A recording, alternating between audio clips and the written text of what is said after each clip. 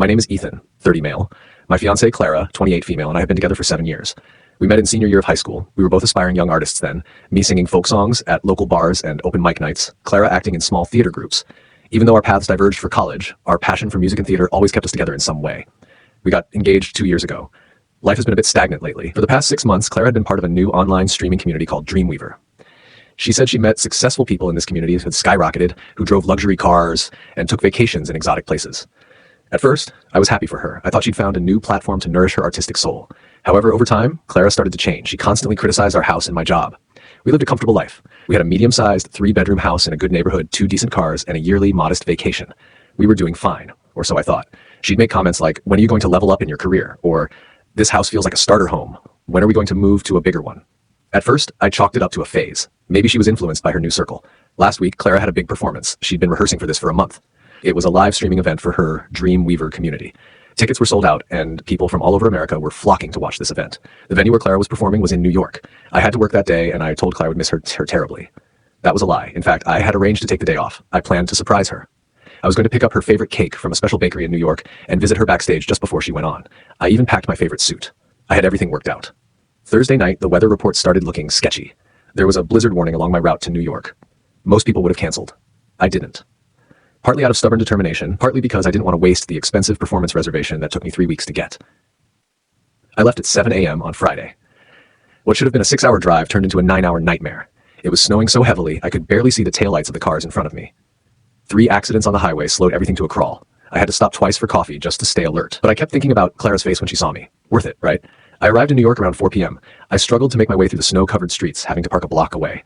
I grabbed the cake box and trudged through ankle-deep snow. My jeans were soaking wet. Finally, I reached the entrance of Clara's hotel. The door was unlocked. I could hear voices and laughter from inside. Just as I was about to call out, I heard my own name. Clara wasn't around. Suddenly, another woman's voice rose. Chloe's voice, a friend of Clara's from the Dreamweaver community. Then Clara's voice came, clearer.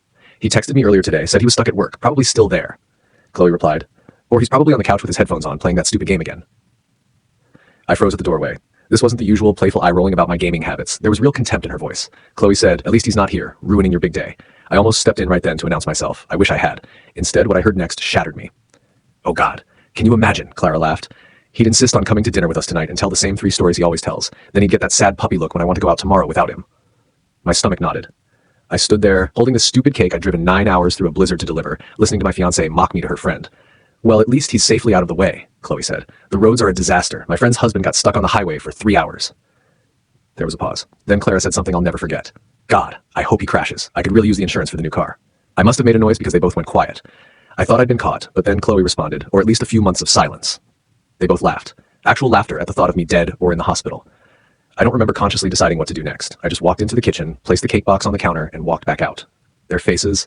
I've never seen color drain from someone's face so fast in real life. Clara called my name, but I just kept walking back through the snow, back to my car.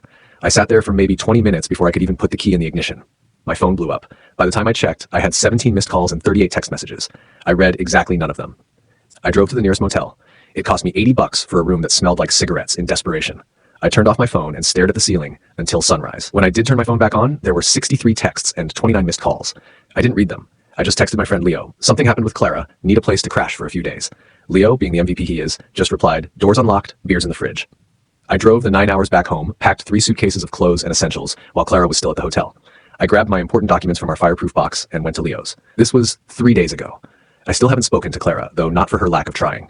She's called from multiple numbers, left voicemails ranging from tearful to angry, and even showed up at my work yesterday. I wasn't there, called in sick. Today I went to the bank and moved half our joint savings into a new account in just my name, froze our joint credit cards, changed all my passwords, told my boss I needed to work remotely for a week due to a family emergency. It's all very methodical, which is weird because inside I feel like I'm in free fall. The thing is, I keep replaying those words. I hope he crashes. I could really use the insurance for the new car.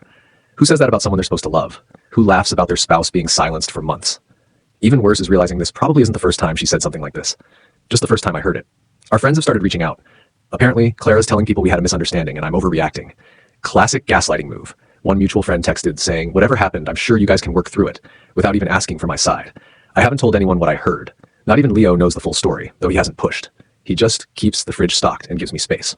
Last night, I finally read some of Clara's texts. They follow a predictable pattern. Confusion. Where did you go? Why did you leave? Defensiveness. It was just a joke. You weren't supposed to hear that.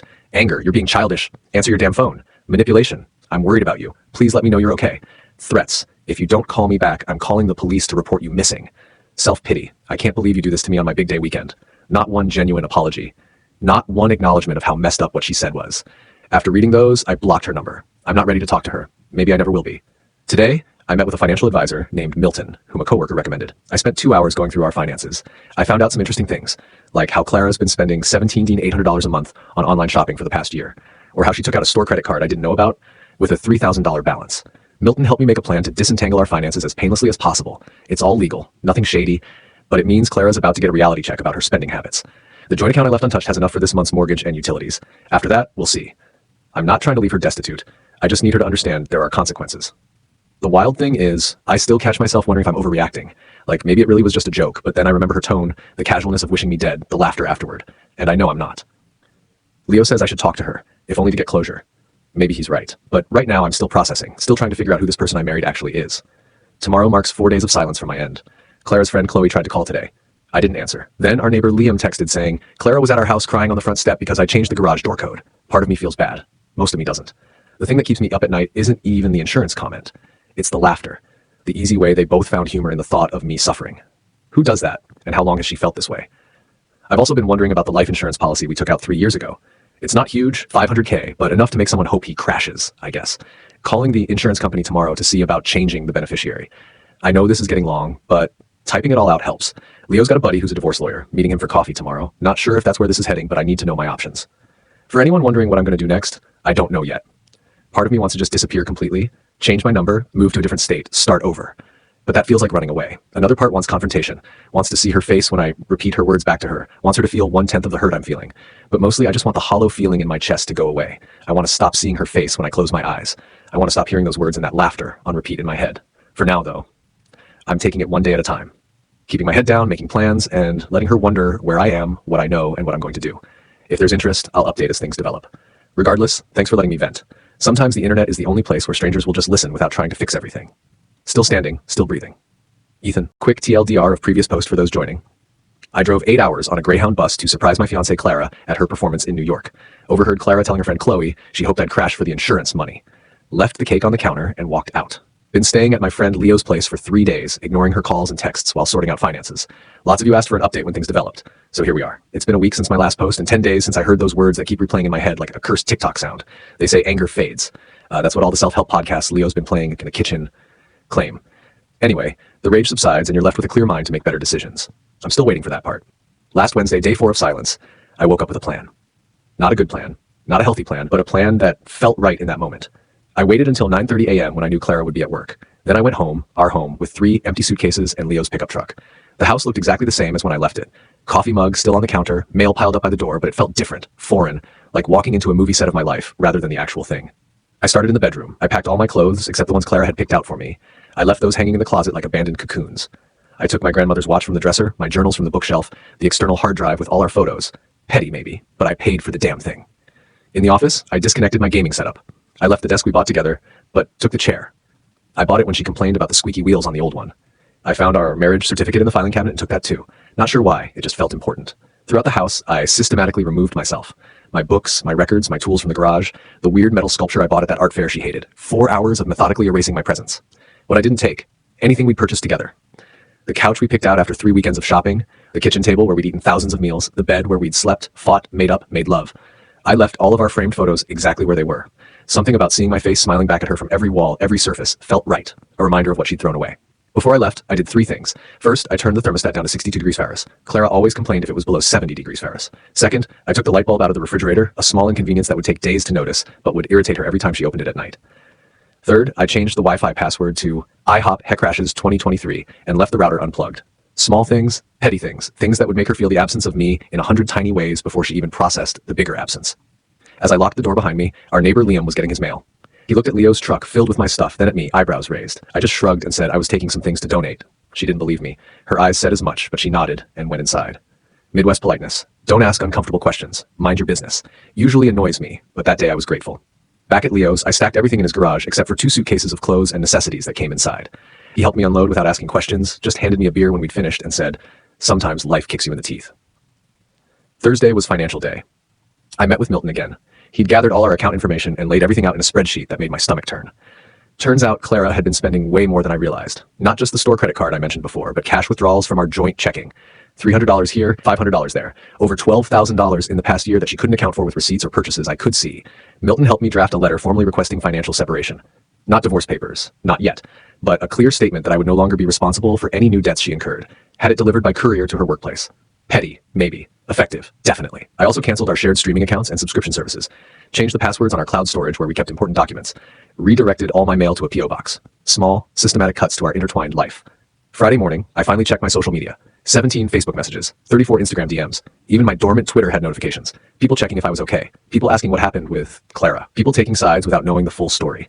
I posted exactly one thing, a photo of a half-eaten birthday cake on a kitchen counter. No caption, no context, just the cake. Within an hour, my phone blew up. Friends texting to ask what it meant. Clara called 6 times in 20 minutes. Her best friend Chloe sent a message asking if I was okay because Clara was really worried. I answered none of them.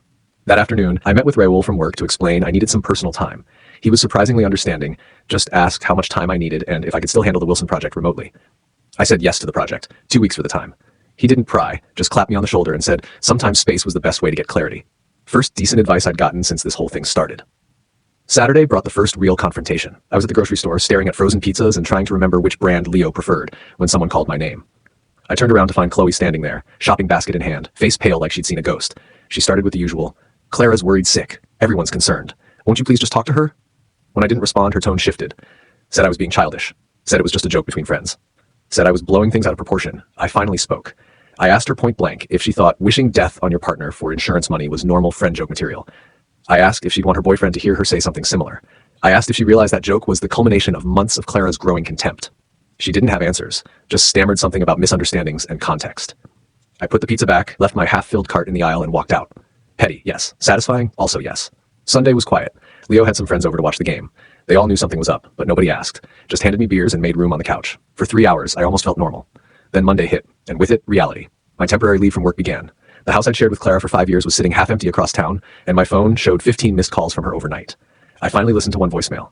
Her voice sounded different, scratchy, raw. She said she hadn't been sleeping, said the house felt wrong without me, said she'd noticed more and more of my things missing, and it was scaring her. Asked if I was ever coming back or if I was ghosting our entire marriage. Something about her terminology, treating our relationship like some Tinder match you can just disappear from, hardened something in me. I texted Leo that I was going for a drive and ended up parked outside our house, my house, Clara's house, for almost an hour. Her car wasn't there. The porch light was on, even though it was daytime, like she had forgotten to turn it off. The recycling bin at the curb was overflowing with wine bottles.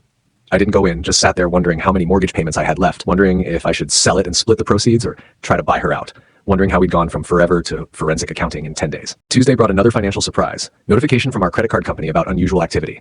Clara had gone on a shopping spree, over $2,000 at department stores and boutiques, retail therapy, or deliberate financial sabotage. Either way, I called and reported the card stolen. Had a new one sent to my P.O. box. Another bridge burned. That night, I finally posted something more substantial online. Not about Clara specifically, but a simple status. Sometimes the hardest thing and the right thing are the same. Vague enough to mean anything, specific enough for those in the know. Clara would see it. Her friends would see it. The narrative was shifting from Ethan's having a meltdown to something serious happened. Wednesday marked 2 weeks since I'd heard those words in Chloe's kitchen. 2 weeks of silence from my end. 2 weeks of increasingly desperate attempts to contact me from Clara's end. I met with a lawyer Leo recommended. Nice guy named Milton. Yes, same name as my financial advisor, which got confusing fast. He laid out my options. Divorce would be straightforward since we don't have kids, but the house and finances would still be complicated. He suggested a formal separation first to give both of us time to untangle things properly. I agreed, and he drafted the paperwork on the spot. Said he could have it served as early as Friday. The ball was rolling now, picking up speed with each day of silence. Thursday was when things escalated. I was working remotely from Leo's dining table when the doorbell rang. Leo answered, then came back looking uncomfortable. "Clara's outside," he said, crying, demanding to see me. I sat there frozen, coffee halfway to my lips, as Leo awkwardly asked if he should send her away or let her in. Neither option felt right. I wasn't ready to see her, wasn't ready to hear whatever excuses she'd prepared. But sending her away felt like giving her ammunition, proof I was being unreasonable, so I nodded and Leo let her in. She looked terrible. Hair unwashed, eyes red-rimmed, wearing what looked like the same sweater from days ago. She stood in the doorway, staring at me like she couldn't quite believe I was real. I didn't stand, didn't offer her a seat, just waited. She spoke first, asking if I was really having her served with separation papers. Apparently, Milton's assistant had called to verify our address, and she'd pressed until they revealed what the call was about. So much for the element of surprise. I said, yes, I was. She asked why I wouldn't talk to her, wouldn't let her explain. Her voice kept catching like she had to force the words out. I told her there was nothing to explain. I heard what I heard. She said it wasn't what I thought, that she'd been stressed about work and bills, and her friend always brought out the worst in her. that she didn't mean it literally. It was just dark humor after a few glasses of wine. I asked her if she remembered what she'd said exactly. She hesitated, then claimed she'd said, "I wish he'd just crash on the couch for a while," and I'd misheard. That's when I pulled out my phone, played the audio. Yes, I had a recording. Not because I'd planned it. I'd been using a voice memo app to record gift ideas on the drive, trying to think of what else to get her for her birthday besides the cake. Never stopped the recording when I arrived. Pure accident, or fate, or whatever you want to call it. Her exact words in her exact voice. "God, I hope he crashes. I could really use the insurance for the new car." Chloe's response, or at least a few months of silence. The laughter afterward. The color drained from Clara's face as she heard herself. She tried to grab my phone. I moved it away. She started crying harder, saying it was taken out of context. She didn't mean it. She'd never hurt me. I just asked her one question. Would you have told me about this conversation if I hadn't heard it myself? Her silence was answer enough. Leo had made himself scarce when she arrived, but now he came back into the room, awkwardly suggesting maybe they should continue this conversation another time when emotions weren't so high. Clara ignored him, focused entirely on me. She started listing all the things she'd realized over the past 2 weeks. How much she depended on me, how the house felt empty without me, how she couldn't sleep in our bed alone, how she never meant to hurt me, and would spend the rest of her life making it up to me if I'd just come home. It was the performance of a lifetime. Tears, trembling hands, voice breaking at all the right moments. 2 weeks ago, I might have been moved, might have believed her, but something had changed in me. I'd spent 14 days thinking about not just what she'd said, but why she'd said it. The contempt that must have been building, the casual cruelty. The person who could laugh at the thought of me dead was not the person I thought I'd married. So I told her the truth. I didn't know if I could ever trust her again. The separation papers weren't about punishing her. They were about protecting myself while I figured out if there was anything left to save. She didn't take it well. Started saying I was throwing away 7 years over one stupid comment. That everyone says things they don't mean when they're venting. That I was being cruel by disappearing and ignoring her. I just sat there, letting her words wash over me without penetrating. When she finally ran out of steam, I told her the separation papers would be delivered tomorrow and she should read them carefully before deciding next steps. She left sobbing, mascara streaked down her face. Leo came back in with 2 beers and said that was the most uncomfortable thing he'd witnessed since his parents' divorce. Dark humor, but I appreciated the attempt. That night, I couldn't sleep. Kept replaying her face when she heard the recording. The shock, the panic, but not, I noticed, genuine remorse, just the fear of consequences. Friday morning, the papers were delivered as promised. By Friday afternoon, Clara's friend was posting vague social media statuses about men who overreact and destroying marriages over misunderstandings. Funny how family closes ranks even when they know who's in the wrong. But something unexpected happened too. Clara's best friend, Chloe, messaged just a simple text saying she'd heard the whole story now, including what Clara had actually said, and she was sorry I was going through this. Said she'd known Clara since college and had seen her make similarly cutting remarks about others. Said she tried to talk to Clara about it before, but got shut down.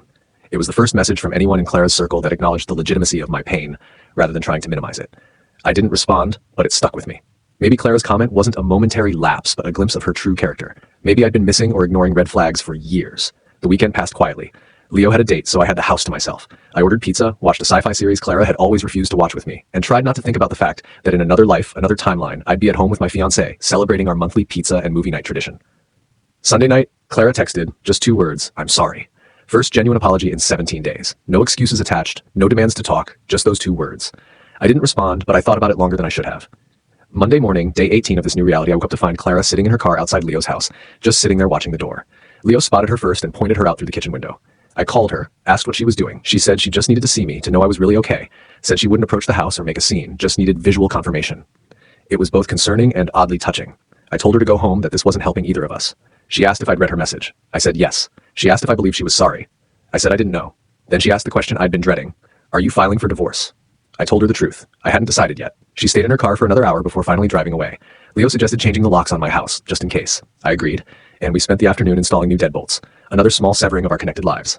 Today marks 3 weeks since that night at Chloe's. 3 weeks of silence, mostly, separation, and sorting through the wreckage of what I thought was a solid marriage. I'm not sleeping great. I miss stupid things. The way Clara always bought the good coffee even though it was more expensive. How she'd sing badly in the shower every morning. Her ridiculous collection of fuzzy socks that always ended up on my side of the bed. But I don't miss the growing contempt I now realize had been building for months. Don't miss walking on eggshells around her moods. Don't miss the subtle put-downs that I'd brushed off as just her sense of humor. The separation papers have been signed and filed.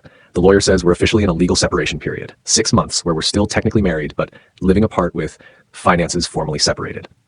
At the end of those 6 months, we either reconcile or proceed with divorce. 3 weeks ago, I wouldn't have hesitated to say reconciliation was impossible. Now I'm less certain. Not because I've forgiven her, but because untangling a 7-year marriage is complicated. Houses and bank accounts and families and friends, all intertwined in ways I'm only now beginning to understand. As I write this, my phone lights up with a notification. Another message from Clara. Can we meet? Neutral location, just to talk, please. I don't know what I'm going to say. Part of me wants to hear her out. Part of me thinks it's just prolonging the inevitable. Most of me is just tired of the whole situation, but I suspect I'll agree to meet her, if only to say to her face all the things I've been typing to strangers on the internet. So the coffee shop meeting. I got there 15 minutes early because anxiety makes me punctual. Downtown groundwork coffee at 2 p.m. On a Thursday meant it was busy enough for background noise, but not so crowded we'd be overheard. I picked a corner table, ordered a black coffee I didn't want, and waited. Clara arrived exactly on time, not 5 minutes late like she usually would be. Hair done, light makeup, wearing the blue sweater I'd given her last Christmas. All strategic choices, I'm sure. The first thing she said when she sat down wasn't hello. It was that she'd lost 7 pounds since I left. Just dropped that fact like it was supposed to mean something. Stress weight loss as relationship currency. Classic Clara move. I didn't acknowledge it, just asked why she wanted to meet. She'd prepared notes, actual handwritten notes on a yellow legal pad. The sight was so unexpected I almost laughed. This woman who would rather die than make a grocery list had bullet pointed her way through whatever this conversation was supposed to be. Her first point. She was sorry, genuinely, deeply sorry for what she'd said. It was cruel and thoughtless, and she didn't mean it. She'd been stressed about work, annoyed that I was missing her birthday weekend, or so she thought, and had been drinking wine with Chloe all afternoon. The words just came out. I asked why she'd laughed after. She flinched like I'd flicked water in her face. Said it was nervous laughter. Said Chloe always brought out her worst side. Said it was a stupid attempt to seem edgy and cool in front of her friend. Second point, she'd been taking our relationship for granted. She'd gotten comfortable in the safety I provided, the stability. She'd stopped appreciating everything I did and started focusing on what I didn't do. Third point, the past 3 weeks had been a wake-up call. She'd realized how much she depended on me. Not just financially, though that was part of it. At least she was honest, but emotionally. Said the house was too quiet, said she'd started talking to herself just to hear a voice. Fourth point, she wanted to try couples therapy, had already found someone who specialized in rebuilding trust after betrayal, had booked a preliminary appointment for next week. Wouldn't I please consider it? Through all this, I just sat there, sipping my now cold coffee, watching her face for signs of the woman who casually wished me dead. Was this performance or genuine remorse? I still couldn't tell. When she finished her prepared remarks, she put the legal pad down and looked at me directly for the first time, asked what I was thinking. I told her I was thinking about parallel universes, about how in another timeline I never drove through that snowstorm, never heard, she said, would still be living in blissful ignorance, sleeping next to someone who could laugh at the thought of me dead. She started crying, not the theatrical sobbing from Leo's living room, but quiet tears that she kept wiping away with a napkin like they were an inconvenience. I laid out my terms, not negotiating points, just facts. The separation would continue for the full 6 months as planned. I wouldn't be moving back in during that time. I wasn't saying never to reconciliation, but I wasn't saying yes to couples therapy yet either. I needed time. She nodded through all of it, like each word was a small blow she was absorbing. When I finished, she just asked if I hated her. Strangest part? I didn't. Still don't. There's anger, disappointment, hurt, but not hate. I told her that. She seemed genuinely surprised, said she'd been telling herself I must hate her to shut her out so completely. Said it was almost worse that I didn't, because it meant I just didn't care enough anymore to feel anything that strong. That stung because it wasn't entirely wrong. The conversation wound down after that. We agreed to communicate through email about practical matters like the house and bills. She'd continue paying the mortgage, her name's on it too. I'd continue paying my share of utilities. We'd reassess at month 3 of the separation. As we got up to leave, she hesitated, then asked if she could hug me. I said no. She nodded like she'd expected it, gathered her things, and walked out. I sat there for another half hour, thinking about how surreal it was to have such a business-like conversation with someone you've seen ugly cry, someone who's held your head when you had food poisoning, someone who knew every stupid, embarrassing story from your childhood. 7 years reduced to bullet points on a legal pad. Life continued its weird new pattern. After that, I extended my remote work arrangement through the end of the month. Leo's spare room became less temporary feeling as I bought a decent mattress topper and hung up a few pictures. I established routines, morning run, work, gym 3 times a week, cooking dinner with Leo when our schedules aligned. The silent strategy continued to pay unexpected dividends. With limited contact from me, Clara seemed to be doing some actual reflection. Her friend Chloe sent me a surprisingly humble message a week after the coffee shop meeting. Said she'd been a bad influence on Clara for years, encouraging her to be brutally honest, mean, as some twisted form of sisterly bonding. Said she was disgusted with herself for laughing that day. Didn't ask for forgiveness, just wanted me to know she recognized her role in the situation. I didn't respond, but took screenshots, not for leverage, just to remind myself I wasn't crazy for feeling betrayed. Meanwhile, the financial pressure was hitting harder than I'd anticipated. Clara's friend Jill reached out again. Said Clara was struggling to maintain her lifestyle on just her income, had to cancel her monthly spa membership. Was looking for a roommate to help with the mortgage, but didn't want to actually move anyone in because she was still hoping you'll come home. I noted the manipulation tactic, using a friend to make me feel guilty, but didn't take the bait. I thanked Jill for the update and said Clara was welcome to contact my lawyer if she wanted to discuss financial arrangements. Around day 30, something shifted in Clara's approach. Her emails became less emotional, more practical. She started selling some of her more expensive clothes and bags on resale apps. Got rid of her second car, the impractical convertible she'd insisted on buying last summer. Even mentioned in an email that she was considering taking classes to increase her earning potential. It was like watching someone grow up in fast motion. Strangely, I felt proud of her, even as I remained determined not to rescue her. Day 35 brought an unexpected twist. I checked the mail at my P.O. box and found a thick envelope from Clara. Inside was a handwritten letter, 10 pages front and back, and a USB drive. The letter was essentially a timeline of our relationship from her perspective. Every major moment, good and bad. The proposal at the lake, our first big fight about her spending, the miscarriage in year 3 that we never really talked about properly, the gradual shift in how she saw me from partner to provider to obstacle. It was brutally honest in a way our actual conversations never had been. She admitted to resenting my contentment with our life when she always wanted more, admitted to comparing our lifestyle unfavorably to her friends, even though she knew they were drowning in debt to maintain appearances, admitted to flirting with her coworker Jason last year, though she swore nothing physical happened. The USB drive contained audio files, recordings of her therapy sessions, with her therapist's permission, apparently. I only listened to one, couldn't stomach more. Hearing her dissect our marriage with a stranger, hearing the genuine confusion in her voice when she tried to explain why she'd said what she said about the insurance money, it was too intimate, too raw. I deleted the files and put the letter in my document box. Not sure if I'll ever read it again, but it felt wrong to throw it away. Day 40 brought another development. I ran into our neighbor Liam at the hardware store. He mentioned that Clara had been hosting some kind of weekly gathering at the house. Not parties. Meetings. Said there were always 6 or 7 cars out front on Wednesday nights. Curiosity got the better of me. That Wednesday, I parked down the block and watched. 7 women arrived between 6 and 6:30, all around Clara's age. Some I recognized as her friends. Others were strangers. I didn't approach. That would be weird. But I did text Jill afterward, asking casually what Clara was up to these days. She said Clara had started a women's accountability group focused on financial literacy and breaking toxic relationship patterns. That was not what I expected. Around day 45, the social media dynamic shifted dramatically. Chloe, who'd been conspicuously silent about our situation online, posted a lengthy status about supporting my sister through her awakening and helping her recognize destructive patterns. She tagged Clara, who responded with a simple, "Love you, but this journey is mine to share when I'm ready." This caught the attention of our mutual friends. Suddenly, people who'd been giving me space started reaching out, asking what was going on. The rumor mill churned. Someone heard Clara was in rehab. She wasn't. Someone else heard I'd cleaned out our accounts and left her destitute. Also untrue. Yet another claimed we'd been having problems for years and the separation was mutual. Partially true, I guess.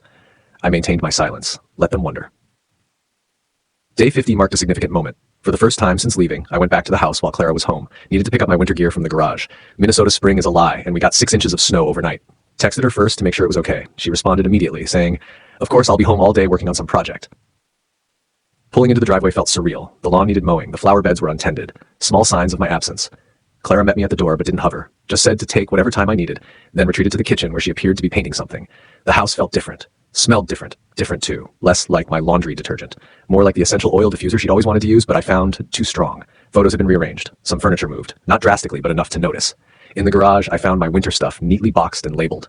Not thrown together hastily, but carefully packed. She'd even included things I'd forgotten about. My favorite scarf, the expensive gloves my mom had given me 2 Christmases ago. As I loaded the boxes into my car, Clara came out with a mug of coffee. Asked if I wanted to see what she was working on inside. No pressure, just an offer. Curiosity won out. I followed her to the kitchen where she'd set up a small art studio. She was painting wooden signs with inspirational quotes, the kind of thing she used to mock people for buying at Target. Actually seemed embarrassed as she explained it was therapeutic and she'd sold a few at a local farmer's market. We talked for maybe 15 minutes. Surface level stuff. Weather, her parents' anniversary, the water heater making that knocking sound again. Normal conversation between 2 people who used to share everything. As I was leaving, she said something that stuck with me. Said she'd been reading about grief and realized she was grieving our marriage while also hoping to save it. And those 2 things kept contradicting each other in her head. I nodded, said I understood, because I felt the same contradiction. It was the most honest exchange we'd had in years. Day 60 brought financial clarity. Meeting with Milton, the financial advisor, not the lawyer, still confusing, revealed Clara had been sticking to our agreement. No new joint debt, regular payments on her personal credit cards. She'd even paid off that store card I hadn't known about. Milton suggested it might be time to discuss more permanent financial arrangements, depending on which way I was leaning about reconciliation. I realized I hadn't actively thought about that choice in weeks. Had been so focused on maintaining boundaries that I'd avoided the bigger question. So I made a list, pro-con style, like deciding which car to buy or which job to take, except this was about whether to try salvaging a 7-year marriage or walk away permanently. The list didn't help. Some things can't be quantified. Day 70, Leo announced he was seeing someone seriously enough that they were discussing moving in together. Not immediately, but within a few months. He assured me I could stay as long as I needed, but the subtext was clear. Time to figure out more permanent arrangements. That weekend, I toured 3 apartments, signed a 6-month lease on the second one. 1-bedroom, walkable downtown location, decent kitchen, a fresh start. I told Clara via email. She responded with a single line, "I understand, but the door here remains open." Moving day came on day 75. Leo helped, along with 2 other friends. 4 hours of carrying boxes and furniture up 3 flights of stairs because the elevator was broken. We ordered pizza and beer afterward, christened the place with a makeshift living room picnic since I hadn't bought a dining table yet. That night, alone in my new apartment, I finally opened the folder of photos on my external hard drive. 7 years of memories, vacations, holidays, random weekday moments. Clara laughing at something off camera, Clara sleeping with her mouth slightly open, Clara in the early days looking at me like I hung the moon. I didn't cry, just sat there, feeling the weight of everything we'd built and everything we'd lost. Day 80, email from Clara asking if we could meet again. She wanted to discuss what would happen after our 6-month separation ended. Still 3 months away, but she wanted to be prepared for either outcome. We met at a different coffee shop, more neutral territory. She looked good, healthy, had cut her hair to shoulder length, wore minimal makeup and simple clothes, jeans, sweater, boots, the flashy designer purse, replaced by a canvas tote. The conversation was direct. She asked if I was leaning toward reconciliation or divorce. I told her honestly that I hadn't decided. Asked what she wanted. She said she wanted to try again, but only if I could eventually forgive her. Really forgive, not just say the words while holding on to resentment. Said she'd changed in the past 11 weeks, was still changing, and wanted the chance to show me that person rather than tell me about her. I said I believed she'd changed, said I'd changed too. Said I wasn't sure if our new selves were still compatible or if we'd grown in different directions. She nodded, said that was fair. Then she handed me a sealed envelope. Said it contained her proposed terms for either outcome, reconciliation or divorce. Asked me to read it when I was ready and let her know my thoughts. I opened it 3 days later. Inside was the most mature, reasonable document I could have imagined from someone fighting for their marriage while preparing for its end. For reconciliation, 6 months of couples therapy before cohabitation, full financial transparency from both sides, regular check-ins about relationship satisfaction, annual State of the Union discussions about goals and progress. For divorce, fair division of assets based on contribution rather than strictly 50-50. She would buy out my share of the house at market value. No alimony either direction. Clean break with minimal lawyer involvement if possible. It was clear-headed, practical, and completely unlike the Clara who'd wished me dead for insurance money 3 months earlier. I emailed her that both sets of terms seemed reasonable. Asked for time to make my decision. She responded with a simple, "Take all the time you need." Today, 3 months since I heard those words in Chloe's kitchen. 3 months of silence, separation, reflection, and growth. I've been thinking about cakes. The one I left on Chloe's counter, the birthday it was meant to celebrate. The moment everything changed. This afternoon, I went to the same bakery, bought the same cake, drove to my new apartment, and set it on my new counter. Then I took a photo and texted it to Clara. The first direct text I'd sent her in 90 days. She called immediately. I let it go to voicemail. Then I cut a slice of cake, sat on my secondhand couch, and listened to her message. She didn't beg, didn't make assumptions, just said she understood the symbolism, said she would accept whatever I decided. Said she was proud of how I'd handled myself through all of this, with dignity instead of destruction. Said she was sorry again, not expecting forgiveness, but offering the apology anyway. I'm meeting with the lawyer tomorrow. Not to file for divorce, not yet, but to discuss the next steps of either path. To understand what reconciliation would really look like after something like this, to know exactly what I'm choosing. Tonight I'll finish this cake alone. Not out of sadness, but because some journeys need to be walked solo. I don't know if Clara and I have a future together. The wound she inflicted was deep. The trust she shattered won't be easily rebuilt. But I do know that whatever I decide, it will be from a place of strength rather than fear, of clarity rather than confusion. Those words at Chloe's kitchen table revealed something ugly. But maybe they also revealed something necessary. Maybe we needed to break completely to see what we were actually made of. Or maybe some things once broken should stay that way. Either way, I'm at peace with the process. The man who left that cake on the counter 90 days ago would have set himself on fire. Keep Clara warm. The man writing this now knows his own worth. I'll update one last time after I make my final decision, but for now, I'm signing off. Thanks for coming on this journey with me, internet strangers. Your advice, support, and occasional terrible revenge suggestions have been a strange form of therapy. Still standing, still breathing, stronger than before. Ethan?